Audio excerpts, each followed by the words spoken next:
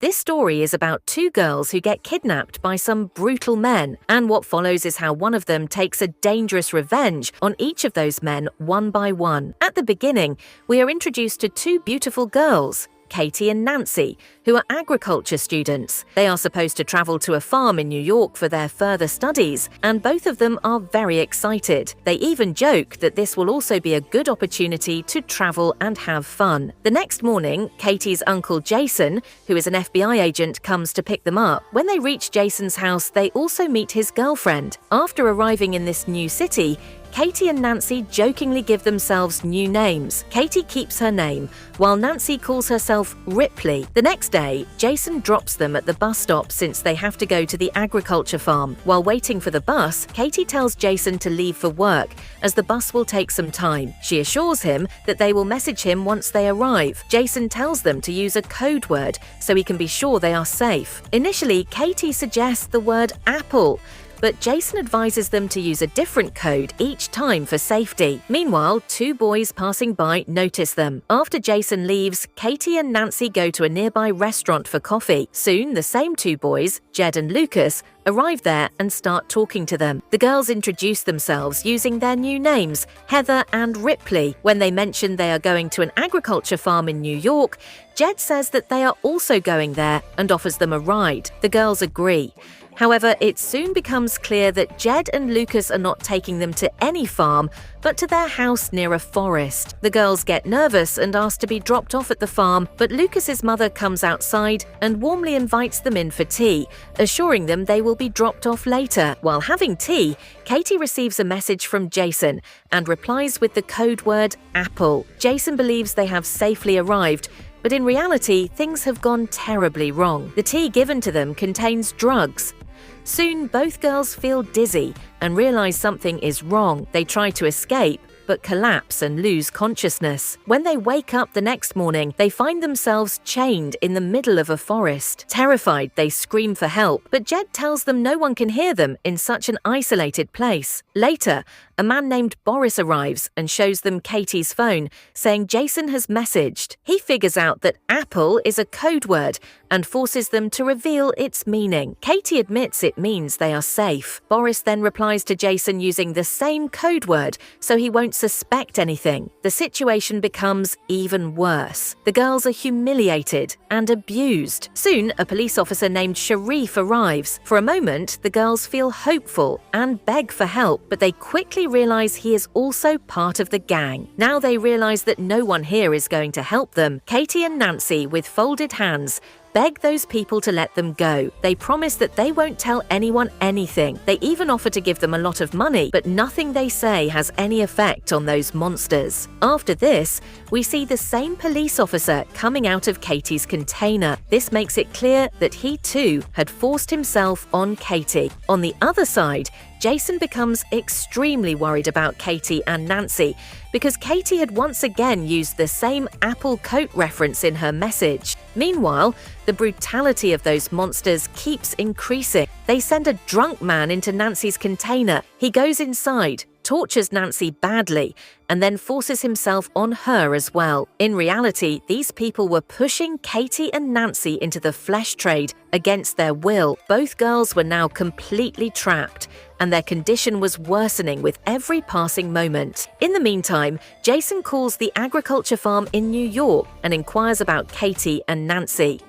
That's when he finds out that the two of them had never reached there at all. As soon as he learns this, Jason immediately sets out in search of them. Meanwhile, the situation in the jungle was becoming even more terrifying. Before the next customer arrives, Jade and Lucas put masks on both girls' faces. A little later, a man arrives wearing a scary pig-like mask. He then takes Nancy with him and mistreats her badly. When that man leaves, Katie somehow reaches Nancy. Looking at her, Katie realizes that Nancy's condition has deteriorated very badly. On the other side, Jason reaches the police station and meets a police officer there. But this turns out to be the same corrupt police officer who was already working with those criminals. Jason tells the police officer that Katie and Nancy have been kidnapped and says that he himself is an FBI agent. The officer cleverly asks how he knows they were abducted. Jason explains that he had instructed Katie to use the code word only once, but she used the same code again. That's when he became certain that something was wrong. The same corrupt officer then informs Boris, who is in the forest, about everything. Hearing this, Boris immediately takes Jed aside, away from Katie's container, and tells him that they need to finish things with the two girls quickly. Otherwise, they could all get into serious trouble. He also says they will need to capture new girls from the city. However, they have no idea that Katie is standing nearby and secretly overhearing their entire conversation. Now, Katie understands that if she doesn't act soon, neither of them will survive. After this, Boris himself enters Katie's container and assaults her. On the other side, Jason reaches the same restaurant where Katie and Nancy had first met Jed and Lucas. A man there tells him about Boris's car. The next day, Katie tells Nancy that the men are now preparing to kill them, and if they don't act immediately, they won't survive. Around this time, Jed and Boris bring back the same drunk man and instruct him to keep a close watch on the girls until they return. As soon as Jed and Boris leave, Katie makes a bold and dangerous move. She calls the drunk man closer and begins to manipulate him. As he approaches, Katie suddenly attacks him with full force, killing him on the spot. After that, Katie and Nancy somehow manage to unlock their handcuffs and hide. A little later, when the corrupt police officer arrives, they seize the opportunity, steal his car, and escape. After escaping, they go straight to a mall. There, they buy several unusual but useful items, such as a hammer, nails, tennis balls, and other things that will help them in their revenge plan. Then Katie and Nancy ask a cashier at the mall for Boris's address, and he tells them where to find him. Meanwhile, Jason tracks information related to Boris's car and reaches his insurance company, from where he also gets Boris's address. At the same time, Boris is at home, relaxing and listening to music. Suddenly, Katie and Nancy arrive there. Without wasting any time, they attack him and knock him unconscious. When Boris regains consciousness, he finds himself tied to a table. He begs for his life and offers them a lot of money. But now the girls do not want money. They only want revenge. At the same time, Jason also arrives outside Boris's house. Outside, Jason has already arrived. Inside the house, Katie and Nancy ask Boris about the masked man who wore the pig mask. Out of fear, Boris reveals his location. After that, the girls punish Boris for his crimes. His loud screams alert Jason, who immediately rushes inside. When Jason enters, he finds that Boris is already dead. Just then, he hears a car starting behind the house. By the time he gets outside, Katie and Nancy have already escaped in a car. Jason quickly returns to the police station and again questions the same officer about Katie and Nancy. During this, he tries to call Katie, but her phone is with that corrupt officer. Now, Jason starts to realize that the officer is also involved in everything. However, before he can act, the corrupt officer points a gun at him from behind. On the other side, Katie and Nancy reach the address Boris had given them. The place turns out to be a church. The man wearing the pig mask is actually the priest of that church.